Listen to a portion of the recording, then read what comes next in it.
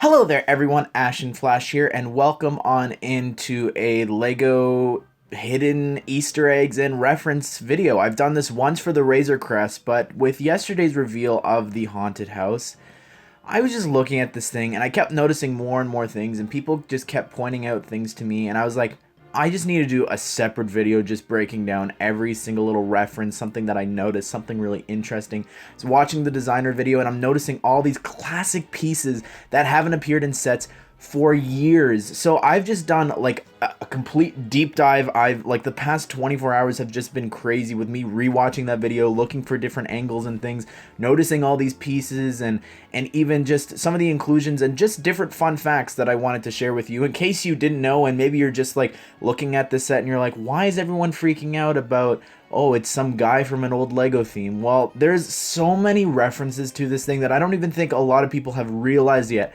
So if you've clicked on this video, you've seen there's over 30 plus. Now, maybe you don't necessarily agree with all these, but some of these are just interesting facts. So without further ado, let's go ahead. I'm going to have a counter on the top of actually going through each of these little references. So first things first, of course, if you don't know, the house or the mansion is actually Mansion von Baron, owned by Baron von Baron, the main antagonist of the classic Lego theme, the Adventures theme. And we'll get back to him a little bit later. But if you didn't know, the front doors actually open by themselves. And this is a really classic horror movie trope, you know, really spooky. Sometimes the door closes, opens. But on the inside, his house is just cluttered with different artifacts from all his different adventures. So the first thing is, of course, an updated Sphinx head from set number 5978, which is the Sphinx Secret Surprise. From that set, we also have Anubis dog statue heads, which is seen above the organ, but that also appears in a couple of other sets.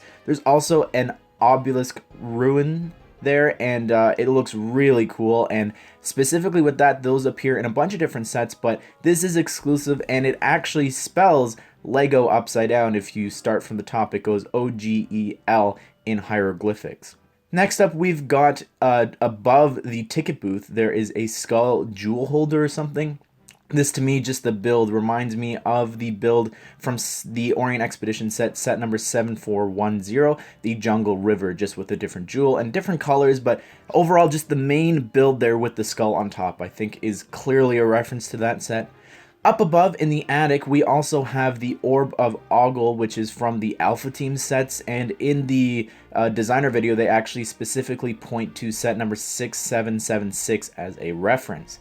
In the crate to the right of that, you can see light gray pants, which at first I thought was a reference to Baron von Baron himself, but then people found Junkbot actually running around in the background of some of the promotional images. Junkbot is from a Lego game from Lego.com that is highly beloved by older Lego fans and was actually referenced in the arcade in Ninjago City Docks, which was a big, it was the expansion to the Ninjago City set. 10th, we have a build to the right, which is a reference, of course, to the Orient Expedition set number 7412, which is the Yeti's hideout, and it's like the exact same build from that, so that's really nostalgic to me.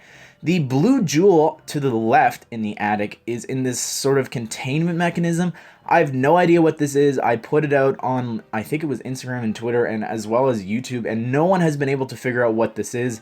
And behind, when they're actually doing the designer video, you could see on the shelf at the top left, there's actually this, like, again, I don't know what it is, but it's this, it looks so much like whatever that build is meant to be. It's the exact same thing on the shelf, but it's holding a jewel. So let me know if you've come up with that, but that's definitely a reference to something. There's a connection between what's on the shelf and in the set.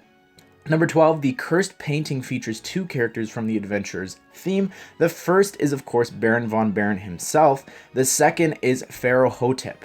And the jewel that Baron von Baron is actually holding is called the Rigo Ruby, and this is according to the Lego Wiki. It was a gem that was said to have magical powers. It was protected by the dead Pharaoh Hotep in the Egypt sub-theme of Adventurers. The Adventurers team and the villain Baron von Baron are both trying to retrieve it while Hotep is trying to keep it for himself, and the ruby actually appeared in 3 of the original Egypt Adventurers sets. All 3 of the main jewels from the Adventures themes and different things actually appear in this set. Of course, one in the blue containment, the yellow one in that skull build that we talked about earlier, and the red one appearing in this sort of like bottle on the ticket booth.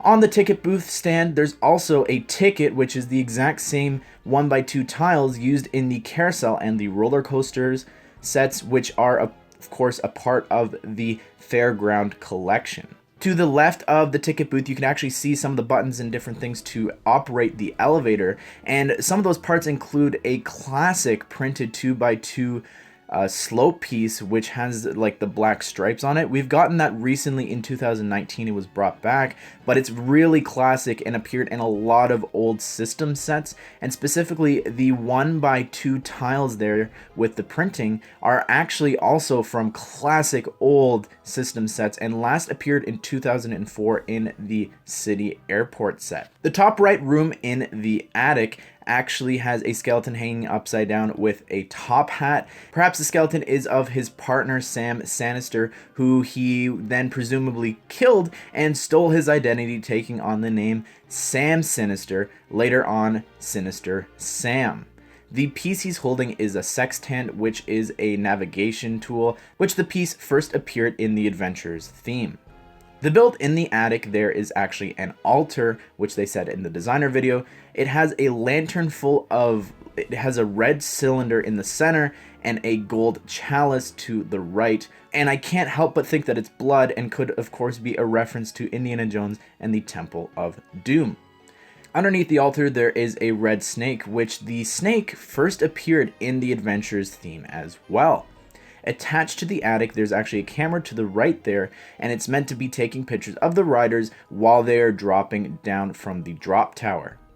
Number 23 is this print here, and the designer said that this was his favorite thing that he designed for the set, and he said that the numbers there are actually a reference to Fright Nights. I believe it is a reference to set number 6007, both because of the bat symbol we see in the print, as well as the helmet on the shelves behind in the designer's video. The knight's helmet on the tile print as well first appeared in the Systems Castle theme back in 1984. To the left of the organ, there's also a gray shovel and pickaxe in a crate, perhaps tools from the Baron's multiple expeditions and adventures. Number 26, the organ, I believe, could of course be a reference to Disneyland's Haunted Mansion attraction, as well as the drop tower itself could also be a reference to Disney World's The Twilight Zone Tower of Terror ride. And it's unfortunate because I believe that because of this set, the Haunted Mansion set that was proposed to LEGO Ideas was probably declined because this set was already in development at the time. The gray frogs used as gargoyles, the designers made a big deal about, but it's actually been used as gargoyles in the past, or at least been a part of it. It last appeared in a 2014 set, but was used in a gargoyle build in the 2013 Arkham Asylum with the relaunch of the DC and Batman theme. Number 29, we have foils that are actually used as decorations for the top of the Gothic mansion, first appearing with the Musketeer in the LEGO Minifigures series in 2011, but the next year most notably appearing in the Monster Fighters sets, which was, of course, the theme that the last haunted house was branded under. Number 30, in the front yard there are two graves, one perhaps belonging to the Baron himself. The second one, of course, has the initials TC. The initials are of the designer Tiago Caterino, who recently stopped working for LEGO. His most recent contributions are the 2019 Gingerbread House, as well as the 2018 LEGO Ideas Ship in the Bottle set, which also includes his initials TC on the cap of the bottle. Next, for the minifigures, there are two spooky twins the designer makes note of. Perhaps this could be a reference to The Shining. Number 33, one of the girls has the initials NB printed onto her jacket, the initials of Newbury, the town where Hidden Side takes place in. And lastly, speaking of Hidden Side, the one figure included is a lead designer for the Hidden Side theme, Tooth Domino, who is also appearing in the Newbury Haunted Prison set releasing later on this summer. But anyways, everyone, what do you think of this? Let me know down below in the comment section. What did I miss? What did you learn? Because there's so many different references and things to sets. It's crazy. This set, I feel like this must have more references than the actual Pirate Bay, which is just crazy. This set is phenomenal. It looks great. I'm so excited about this. I didn't want to get this, but again, it's a great looking set, and I am just loving all these references. But let me know down below in the comment section. Thank you to everybody who was trying to help me figure out all these references. I can't thank everybody. There was just a ton of people who was getting DMs, and I don't know who was sending me stuff first, and so thank you to just everyone in live streams, as well as the community tab specifically. Thank you guys for trying to figure all this stuff out, and I appreciate you, and I hope that you did enjoy this video, and I hope that you all have a great day. I'll see you all in the next one.